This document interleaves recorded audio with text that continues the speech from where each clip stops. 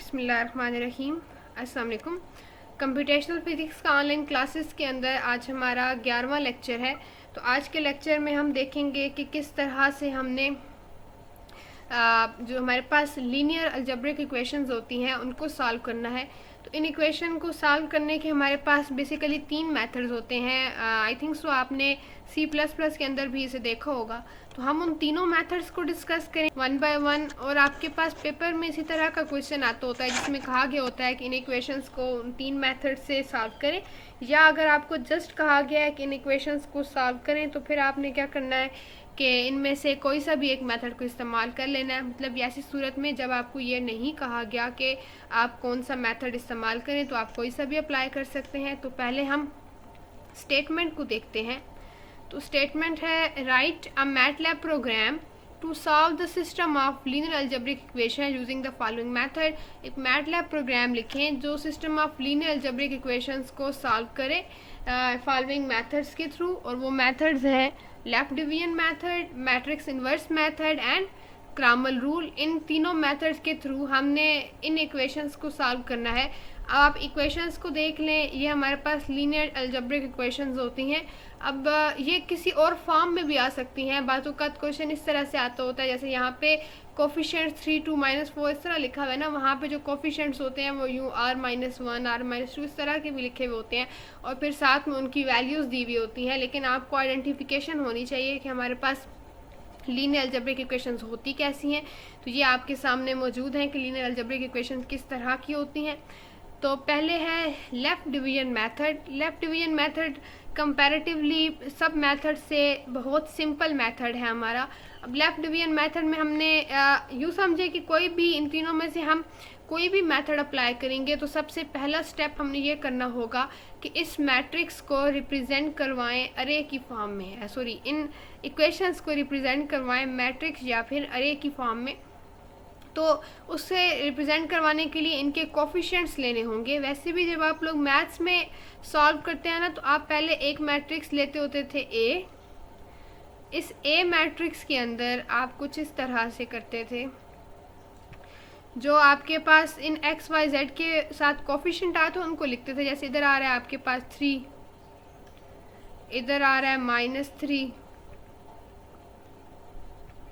और इधर आ रहा है 9, तो यहाँ पे 9 आ जाएगा। इसी तरह आपके पास आगे आ रहा है 2, तो यहाँ आ जाएगा 2। इधर है -4, यहाँ आ जाएगा -4। नीचे आपके पास है +6, तो यहाँ आ जाएगा 6। इधर है -4, तो ये आ जाएगा -4।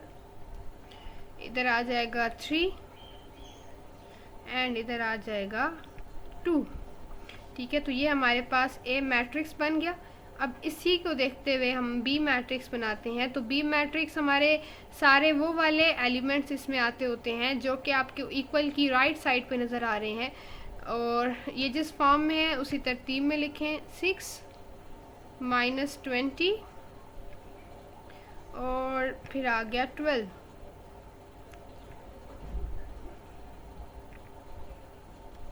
ये हमारे पास B वाला मैट्रिक्स आ गया। अब हमने इसी चीज़ को मैटलैब के अंदर रिप्रेजेंट करवाना है। तो आपको पता है कि मैटलैब के अंदर जब रिप्रेजेंट करवाते हैं तो हर रो के बाद हमें सेमीकोलन लगाना होता है। तो यही काम हम यहाँ पे करेंगे। ये जो मैंने आपके सामने मैट्रिक्स बनाया है ना, 3, 2, -4 फिर -3, -4 और 3, इसी चीज़ को यहाँ पे हमने एक A मैट्रिक्स में रिप्रेजेंट करवाया। जहाँ पे रो एंड हुई वहाँ सेमीकोलन लगा दिया, जहाँ रो एंड हुई वहाँ सेमीकोलन लगा दिया। तो ये 3 रोज़ हो गई। इसी तरह B वाले को रिप्रेजेंट करवाया तो B वाले हमारा वर्टिकल फॉर्म में था। तो इस तरह 6 के बाद सेमीकोलन, -20 के बाद सेमीकोलन एंड 12 के बाद सेमीकोलन। अब आपको पता है कि हम इन इक्वेशंस को तब सॉल्व कर सकते होते हैं जब इस A का जो डिटर्मिनेंट है वो इक्वल टू 0 ना हो। तो हम पहले यही चेक करेंगे कि इसका डिटर्मिनेंट इक्वल टू 0 है या नहीं है। तो उसके लिए डिटर्मिनेंट निकालने के लिए वैसे तो आपके पास एक बड़ा लंबा मेथड मौजूद है, मतलब जैसे आप मैथ्स में हल करते होते हैं, लेकिन मैटलैब के अंदर आपके पास बिल्ट इन फंक्शन मौजूद है डिटर्मिनेंट का। जैसे आप लिखते हैं DET, तो आप जस्ट डिटर्मिनेंट के लिए DET लिख के इस मैट्रिक्स का नाम लिख देंगे तो ये ऑटोमेटिकली ए का डिटर्मिनेंट स्टोर हो जाएगा एम में। तो अब हम चेक ये करेंगे कि अगर हमारा एम जो है ये नॉट इक्वल टू ज़ीरो है, मतलब हमारे एम में ज़ीरो मौजूद नहीं है ठीक है, इसका मतलब है डिटर्मिनेंट ज़ीरो नहीं है। तो M not equal to zero है, ये जो निशान है ये नॉट इक्वल टू के लिए इस्तेमाल होता है, तो ये सारा काम परफॉर्म हो। अगर ये इक्वल टू ज़ीरो हुआ तो हम डायरेक्ट एल्स वाले ब्लॉक में चले जाएंगे और लिखा हुआ आ जाएगा सोल्यूशन इज़ नॉट पॉसिबल। और अगर नॉट इक्वल टू ज़ीरो हुआ, ये कंडीशन ट्रू हुई, तो हम क्या करेंगे, लेफ्ट डिवीजन मेथड में ए को जस्ट डिवाइड करना होता है बी से। तो मैंने जस्ट लिखना है ए डिवाइडेड बाय बी, मुझे मज़ीद कुछ भी नहीं लिखना लेफ्ट डिवीजन मेथड में। तो ये ऑटोमेटिकली ए और बी डिवाइड होंगे और एक्स में रिजल्ट जो होगा वो स्टोर हो जाएगा। एक्स हमारे पास एक अरे की फॉर्म में होगी जिसमें हमारे पास, आपको पता है ना कि 3 वेरिएबल्स इन्वॉल्व हो रहे थे हमारी इक्वेशन के अंदर, तो 3 का जो रिजल्ट है एक्स वाई जेड का जो रिजल्ट होगा वो इस एक्स में स्टोर हो चुका होगा। तो अब 1 बाय 1 मैंने इस एक्स को प्रिंट करवाना है, तो मैं लिखूंगी डिस्प्ले एक्स ऑफ 1, मतलब जो पहली लोकेशन पे वैल्यू स्टोर है वो आ जाए। इन शॉर्ट ये एक्स की वैल्यू होगी, फिर y की वैल्यू एंड फिर z की वैल्यू। तो ये आपको पता है ना कि अरे के किसी एलिमेंट को एक्सेस करना हो तो उसके लिए आपको क्या करना पड़ता है, उस अरे का नाम और आगे उसका इंडेक्स नंबर देना होता है। ये लिख के जैसे ही मैं ये एंड पूरा कोड लिखने के बाद जैसे ये एंड लिखूंगी ना, एंड किसको रिप्रेजेंट करता है, सिलेक्शन स्ट्रक्चर का जो एंडिंग पॉइंट होता है उसको रिप्रेजेंट करता है। जैसे ही ये एंड आएगा तो ये ऑटोमेटिकली ये वाला आंसर आपके सामने लिखा हुआ आ जाएगा जो अभी यहाँ पे लिखा हुआ आ गया। अच्छा जी, तो ये हमारे पास था लेफ्ट डिवीजन मेथड, ये आंसर आ चुके। अब हम आगे चलते हैं। आगे आपके पास है matrix inverse method. Matrix inverse method अगर आपको याद हो तो हम उसको इस तरह से फाइंड करते होते थे मैथ में, हम उसे लिखते थे x is equal to A inverse. A inverse आप कैसे लिखते थे, ए इन्वर्स ऐसे लिखते थे, ऊपर -1 ए इन्वर्स बी, ठीक है। आप इन्वर्जन मेथड में आप यूँ लिखते थे, इसका मतलब होता था कि ए का इन्वर्स लो और फिर उसको बी के साथ मल्टीप्लाई करवा दो, तो हमारे पास एक्स में तीनों के जवाब आ जाते थे। जो तीनों वेरिएबल्स हमारी इक्वेशन में इन्वॉल्व हैं एक्स वाई जी, तीनों के जवाब आ जाएंगे। जैसा कि मैं आपको बता रही थी कि जो इक्वेशंस हैं ये किसी और फॉर्म में भी हो सकती हैं। ये इक्वेशन में एक्स वाई जेड की जगह R1 R2 R3 इस तरह भी हो सकता है। तो हम जब उन इक्वेशन को सॉल्व करेंगे तो हमारे पास उन R1 R2 और R3 के जवाब निकलेंगे। अभी हमारे पास एक्स वाई जेड के जवाब निकल रहे हैं। तो अब इन्वर्स मेथड हम अप्लाई करने जा रहे हैं। तो ये हमारे पास ए वाला मैट्रिक्स हो गया। ये उसी तरह जिस तरह मैं आपको समझा चुकी हूँ कि आपने कैसे बनाना है कि हर वेरिएबल के साथ जो उसका कोफिशिएंट है, अगर उसके साथ माइनस है तो माइनस भी आप इंक्लूड करेंगे, तो वो आप इस फॉर्म में मैट्रिक्स की फॉर्म में लिख लोगे। इस तरह बी वाले को भी लिख लोगे, फिर आप ए का डिटर्मिनेंट लोगे। तो अगर हमारा ये determinant not equal to zero हुआ तो ही हम इन इक्वेशंस को सॉल्व कर सकते हैं। तो ये चीज़ सब में सेम रहेगी। तो उसके बाद हमने इन्वर्स फाइंड करना है ए का। वैसे तो इन्वर्स फाइंड करने का बहुत लंबा मेथड है, लेकिन अब मैट लैब के अंदर ये आसानी है कि हम इन्वर्स फाइंड करने के लिए जस्ट ये फंक्शन लिखते हैं INV। अब इस देखें ना, पिछले अभी आपने 2 बिल्ट इन फंक्शंस भी साथ साथ देख लिए हैं प्रोग्राम को करते करते, एक डिटर्मिनेंट का और एक इन्वर्स का। अब जो आपके पास इन्वर्स का बिल्ट इन फंक्शन है वो क्या करेगा, ऑटोमेटिकली इस ए का इन्वर्स लेगा और इसको मल्टीप्लाई कर देगा बी के साथ। अब इस तरह एक्स में तीनों जवाब स्टोर हो जाएंगे और उन तीनों को मैंने 1 बाय 1 प्रिंट करवा दी। ये अरे की फॉर्म में है ना, तो अरे की पहली लोकेशन पे पहला जवाब होगा, दूसरी लोकेशन पे दूसरा, तीसरी लोकेशन पे तीसरा जवाब होगा। और अगर ये कंडीशन ट्रू ना हुई तो एल्स में जाके प्रिंट हो जाएगा सोल्यूशन नॉट पॉसिबल और ये रिजल्ट आपके सामने आ जाएगा। ठीक है। अच्छा, अब देखें ना, हमने जब लेफ्ट डिवीजन किया तो ये जवाब आया। ठीक है। अब जब हमने मैट्रिक्स इन्वर्स किया तो भी यही जवाब आया। तो ये इस चीज़ की निशानी है कि आप किसी भी मेथड से इनको सॉल्व करें, आंसर हमेशा सेम ही रहता है। तो ये इसकी करेक्शन की निशानी है, करेक्ट होने की निशानी है। तो अब हम इन्हीं इक्वेशंस को सॉल्व करने के लिए जो हमारा थर्ड मेथड है क्रॉमर रूल, हम उसकी तरफ जा रहे हैं। तो क्रॉमर रूल के अंदर क्या होता है, क्रॉमर रूल के अंदर पहले उसको सीखने के लिए, मतलब ये ऐसा मेथड है जो ओवरऑल उन सब के मुकाबले में थोड़ा सा कॉम्प्लिकेटेड है।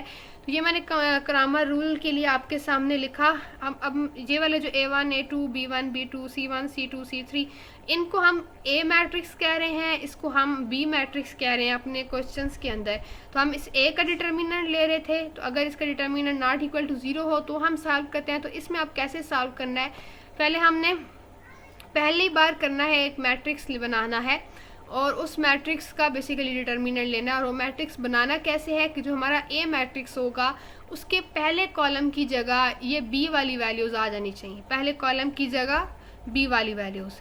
दूसरा मैट्रिक्स बनाना है जिसमें दूसरे कॉलम की जगह बी वाली वैल्यूज़ आ जानी चाहिए। और फिर हमने एक मैट्रिक्स बनाना है जिसके तीसरे कॉलम में बी वाली वैल्यूज़ आ जानी चाहिए। तो हर एक मैट्रिक्स का जो डिटर्मिनेंट होगा वो हमारे ए वाले के जो डिटर्मिनेंट है उसके साथ डिवाइड होता जाएगा। यहाँ पे अल्फ़ाबेट्स थोड़े चेंज हैं लेकिन मैं आपको उसी तरह समझा रही हूँ जो हमने लिखा हुआ है। हम इसका नाम ए बी जो भी रख रहे हैं मैं आपको उसी तरह बोल के बता रही हूँ। तो ये मेरे पास मैट्रिक्स बनेगा जो x की वैल्यू निकालेगा, इसका मैं नाम रखूँगी ax, इसका नाम रखूँगी ay, इसका नाम रखूँगी az और ये होगा डिटर्मिनेंट ऑफ a। तो डिटर्मिनेंट ऑफ ax डिवाइड होगा डिटर्मिनेंट ऑफ a से, तो x की वैल्यू निकल आएगी। डिटर्मिनेंट ऑफ ay डिवाइड होगा a के डिटर्मिनेंट से, तो y की वैल्यू निकल आएगी। इसी तरह डिटर्मिनेंट ऑफ az अगर डिवाइड होगा डिटर्मिनेंट ऑफ a से तो हमारे पास z की वैल्यू निकल आएगी। बस ये आप याद रखिएगा तरतीब की, पहली दफ़ा पहले कॉलम की जगह b की वैल्यू, दूसरे में दूसरे कॉलम की जगह b की वैल्यू और तीसरे में तीसरे कॉलम की जगह b की वैल्यूज़ फिल करनी है। ठीक है, अब इसी चीज़ को, ये चीज़ तो आप देख चुके हैं कि ए और बी को उसी तरह रिप्रेजेंट करना है जिस तरह आपने पहली दफ़ा रिप्रेजेंट किया। उसके बाद मैंने ये किया कि मैंने ए से 3 मैट्रिक्स और बनाने हैं। पहला मैट्रिक्स वो बनाना है जिसके पहले कॉलम की जगह बी की वैल्यू हो, फिर हमने एक मैट्रिक्स बनाना है जिसके दूसरे कॉलम की जगह बी की वैल्यू हो। तो ये बनाने के लिए हम ऐसा करेंगे, पहले ए वाला पूरा मैट्रिक्स किसी और मैट्रिक्स में स्टोर करवा देंगे। तो ए वाला पूरा मैट्रिक्स मैंने ax में स्टोर करवा दिया, ए वाला पूरा मैट्रिक्स ay में भी स्टोर करवा दिया और az में भी स्टोर करवा दिया। यहाँ पे वही चेक हो रहा है, नॉट इक्वल टू 0 है, तो हम इसको चेक करेंगे। अब ये ax वाला मैट्रिक्स बनाने की सेटिंग है। आपको बताया था ना स्पेसिफिक रो और कॉलम को एक्सेस करने का क्या तरीका है। तो रो मैंने ऐसे ही छोड़ दी, कॉलम की जगह लिखा 1। अब इसको अगर मैं पढ़ूँ तो इसका मतलब ये बनेगा कि ax में पहले कॉलम की जगह b डाल दो। ठीक है, इसी तरह ay के लिए करें कि दूसरे कॉलम की जगह b डाल दो। इसी तरह az के लिए करें कि तीसरे कॉलम की जगह b की वैल्यू डाल दो और साथ साथ इनका डिटर्मिनेंट लेते जाएं। Determinant of ax over m में डिटर्मिनेंट ऑफ a पड़ा हुआ है, इसी तरह determinant of ay over m, इसी तरह determinant of az over m। अब x, y और z तीनों की वैल्यूज़ हमारे पास निकल आई। पहले ये था कि एक ही अरे के अंदर तीनों की स्टोर हो जाती थी, अब हमारे पास सेपरेटली तीनों की निकल आई, तो हमने तीनों को डिस्प्ले कर दिया। और एल्स केस वही कि अगर ये कंडीशन ट्रू ना हुई तो ये प्रिंट हो जाएगा। जैसे ही हम एंड तक पहुँचेंगे तो हमें पता है कि हमारा जो ए वाला है इसका अभी currently determinant not equal to 0 होगा, तो ये वाला केस चलेगा। तो इस सूरत में x, y, z की वैल्यू ये आपके सामने प्रिंट हो जाएंगी। तो अब आप देखें तीनों मेथड्स के थ्रू आपने x, y, z की वैल्यूज़ निकाली और तीनों मेथड के थ्रू x, y, z की जो वैल्यूज़ हैं वो एक जैसी आई हैं। तो इसका मतलब आपने करेक्ट मेथड अप्लाई किया है, इसमें किसी किस्म की कोई जो ख़राबी है वो नहीं है। अच्छा, अब इसके साथ मैंने आपकी प्रैक्टिस के लिए एक क्वेश्चन यहाँ पे ऐड किया है जिसको आपने ख़ुद सॉल्व करना है। अभी यूँ समझें कि ये है पेपर की स्टेटमेंट ही, लेकिन मैंने ये अधूरी डाली है ताकि आप साथ साथ थोड़ा थोड़ा करके चीज़ को सीखें। तो ये स्टेटमेंट है, write a MATLAB program with a function to calculate f of x given by f of x is equal to 8x cube 42x square plus 5x plus 3 and calculate and print the value for x and f of x for 10 different values of x। अब करना क्या है, आपने एक function बनाना है और उस function का काम क्या होगा, इसकी वैल्यू कैलकुलेट करना। और आपने क्या करना है, x की 10 वैल्यू यूज़र से लेनी है। अब x की पहली वैल्यू यूज़र से लेनी है, इस फंक्शन में पास करनी है। इस फंक्शन में यहाँ जहाँ x होगा इसमें वो x की वैल्यू पुट होगी और f ऑफ x की वैल्यू निकल आएगी। इस तरह x की दूसरी वैल्यू आएगी, f ऑफ x की दूसरी निकल आएगी, x की तीसरी आएगी और f ऑफ x की तीसरी। इस तरह x की 10 वैल्यूज़ हमने यूज़र से लेनी है और उन 10 के लिए f ऑफ x की वैल्यू जो है वो प्रिंट करवानी है। और यहाँ पे लिखा है विद अ फंक्शन, तो मतलब आपने एक यूज़र डिफाइंड फंक्शन बनाना है इस काम के लिए। तो अब ये आपका टास्क है कि आप इसको किस तरह से डिज़ाइन करते हो। मुझे जस्ट आपका प्रैक्टिस देखनी है, आपकी कोशिश देखनी है कि आप इसको किस तरह से सॉल्व करते हैं। ठीक है, आई होप सो आप अच्छा सॉल्व कर लोगे और आपको बात समझ आ गई होगी। फिर भी अगर आपको कोई कन्फ्यूजन हो, सॉल्व करते वक्त कुछ समझ ना आ रहा हो, तो वो आप मेरे साथ कांटेक्ट कर सकते हैं। ठीक है, अल्लाह हाफिज़।